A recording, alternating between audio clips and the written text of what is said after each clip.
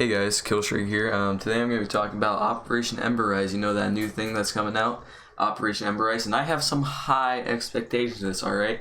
So this man right here, this sexy man right here, that mustache, Mexican mustache, love it. Love this earring, looks like a penny.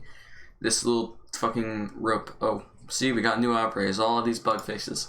So I just wanted to go over this a little quick today. I know everyone else has been doing this. I know pretty much everyone has done this, but I'm just starting off, and I really just wanted to go over some of the main things like the operators, the weapons, and basically how they're going to be good.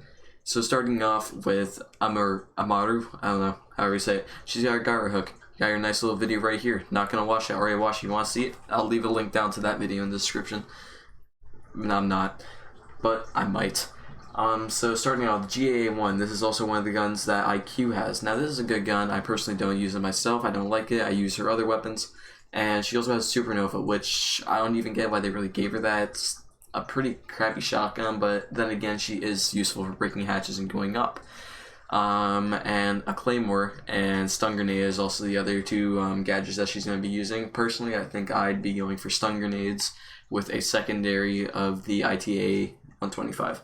12S and SMG11. I'm definitely going to be going this and running her GAA1 as a primary, and with a 2-speed 2 armor, she's not going to be too fast, but she is still going to be very useful for getting into buildings.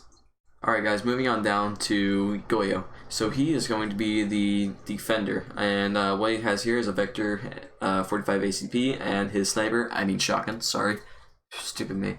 And his impact grenades and nitro cells. So personally, I'm going to be going for impact grenades and his sniper, along with his P229. That's only sidearm, can't really choose anything. And again, he is going to be a 2-speed 2 armor.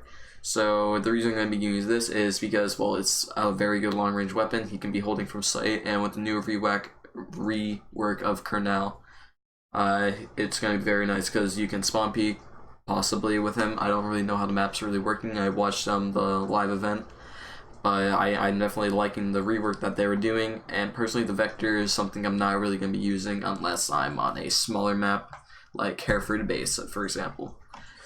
And that's pretty much going over Goyo and Amaru. So let's move on down to some of the map rework. So this season's the Wind of Change is blowing over the canal. It's been a long time coming, bringing a few things to this map that we're definitely missing. And this battle pass is something I'm kind of skeptical about. So the reason I'm skeptical about this is, well, how much is going to be, what are you going to be getting, and how paid off is going to be. It's going to be like alpha packs. So if you get it from the battle pass, and will it also be in the alpha packs? But if they are in the alpha packs, you should be getting your renown back, or is it going to be two different types of skins? And it may not make sense what I'm saying, but I still think there should be a definite boundary. And personally, I think the battle pass should only be $5 to $10 at max. I do not think it should be anything over $10, especially if you have season pass already. And that's pretty much all I have to say about the battle pass. I haven't seen too much on it. I can't really quote too much, can't really say too much, and yeah. So moving on down, Champions League. Now I'm not really too sure about this. It's ranked playlist, evolve, ranking system, new diamonds, blah blah blah, 5,000 MMR. And so this is just going to be a rank for, the spicy memes that are going to be ranking up. I can see it here too. It looks like it's going to be for every 500 you go up, maybe you're going to get a new rank. And this, however, top 10,000 be taken down to diamond as long as you're above 5. And then here's just map rotations. Looks like Hereford Theme Park and Fortress getting taken out of ranked, I think. Operation Emberise bringing a few modifications to the map pools of various playlists. Casual will be reduced from 20 maps to 14 maps, while ranked and non-ranked will be are down to 12 from 14. Start off the season, the maps are being cycled out of casual. Our house president playing Villa Theme Park and Tower. Really? I don't think you should be taking these out casual. I definitely think they should be keeping in house Theme Park. I can see them taking out Hereford Base and Theme Park and Fortress, because honestly, those are not maps I'm personally a fan of. I don't like those maps. I don't think those maps are really, how do I say, that good. And I personally don't like them. I don't like playing on them. I think the old Hereford Base is, well, my opinion, is better than the new Hereford Base. But that's just my opinion. You guys can have your own opinion. And yeah. Now we're moving on to player behavior updates. They're working to improve community. Toxicity definitely a big problem. Friendly fire. I'm definitely liking the new friendly fire system that they're having. And with this new incoming idle player on screen, that's definitely going to be helpful. I'm hoping that maybe it's going to have an audio cue too, like in your ears, say you're looking at your phone or something. It's going to play a beeping sound, so that's going to alert you to look up at your screen. And that could notify you a little bit faster before you say you get kicked. And that's pretty much what I have to say on that. And now this is fairly cool. I mean, I'm not a fan of it, or I am actually a pretty good fan of it actually. I'm kind of now looking at actually having a new preaching charge, fucking showing on screen. Probably go through all of the thermoethnic charge, glass, thermal scope, all above, and then switching, probably just clicking back and forth. Looks like it's on Xbox, so clicked on that. Shop interface change, blah blah blah. Speaking of in-game menus, additional changes are on the way for the shop. These will improve your browsing experience and help you deciding on what you'd like to purchase. When previewing an Elite set, you will not be able to see its victory animation before you decide to purchase it. Also, as you want to inspect the bundle's contents, you'll have the option to look and select each item with a new view bundle content button. Streamlined player versus AI. Players have used AI for a long time. Games as a warm-up, whether to practice your aim or to get yourself into the mindset for the next match, or some get used games controls as a newcomer. Terraforming situation will remain available to you now. A few tweaks will be essential to change them into something more reliable and simple.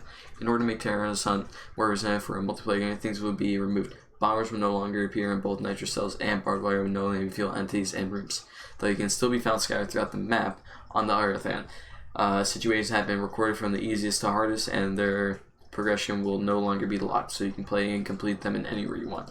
Now, this is something I'm really liking, because for a long time, yes, it didn't make sense how you were having bombers, barbed wires, like entire floors of barbed wire. I personally was never a fan of that. I didn't think it was that good.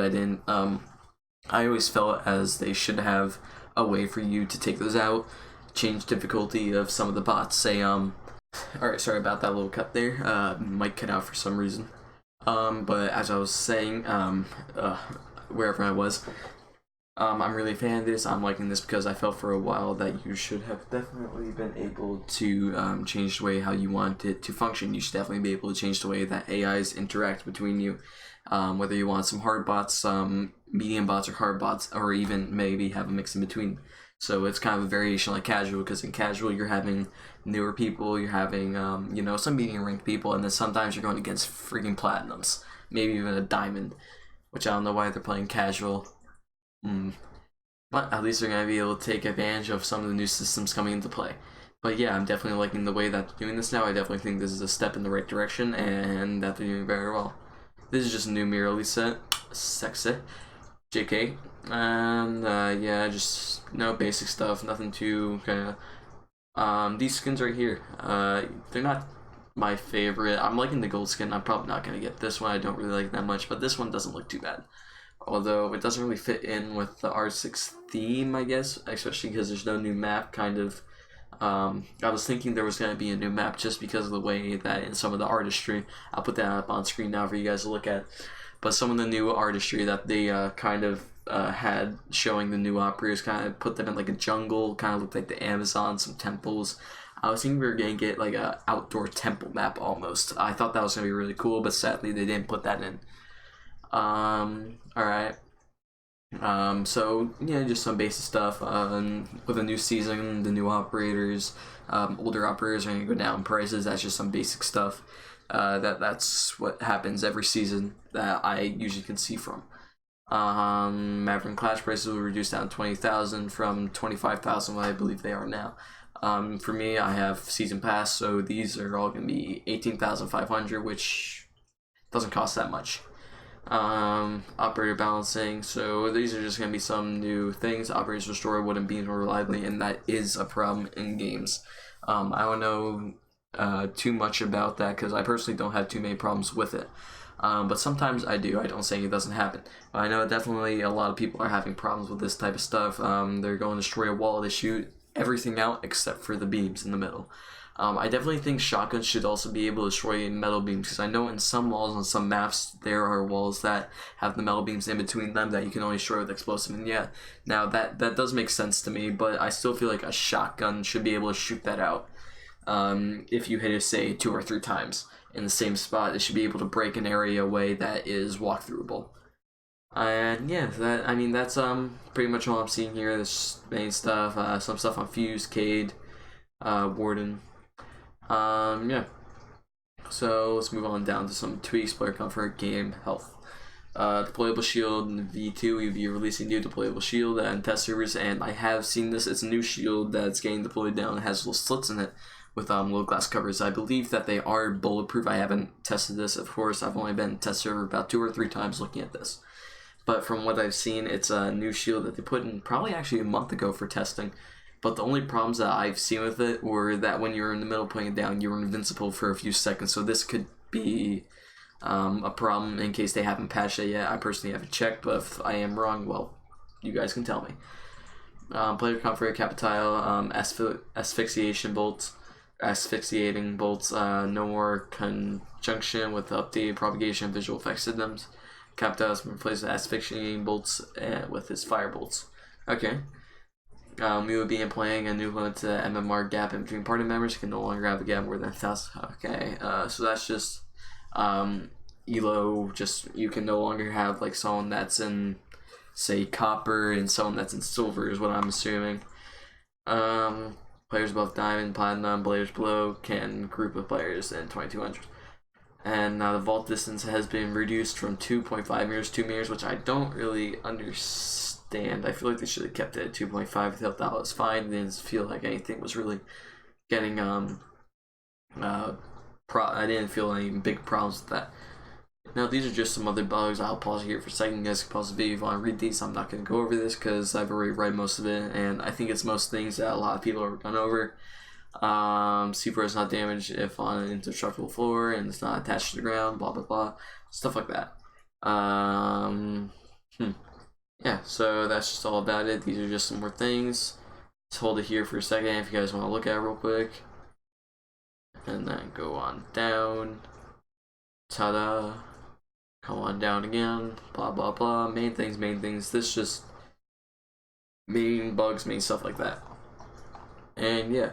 So that's all I have for this video. I just wanted to go over this. I know a lot of people have already, and it's probably getting annoying at this point how many people are making videos. But personally, I just wanted to go over real quick because of new guns. Or no new guns actually. That's something that I forgot to bring up. No new guns have come in, and I think it's about just over a season. I think the last time we got new guns was I don't know actually. I think not a few seasons ago. Maybe one and a half seasons ago, I think. I'm not sure. Don't quote me on it. But yeah, so that's all I have for this video. That's all I wanted to say for now. If you guys enjoyed the video, please leave a like, comment, subscribe, and I'll see you guys in the next video. Goodbye.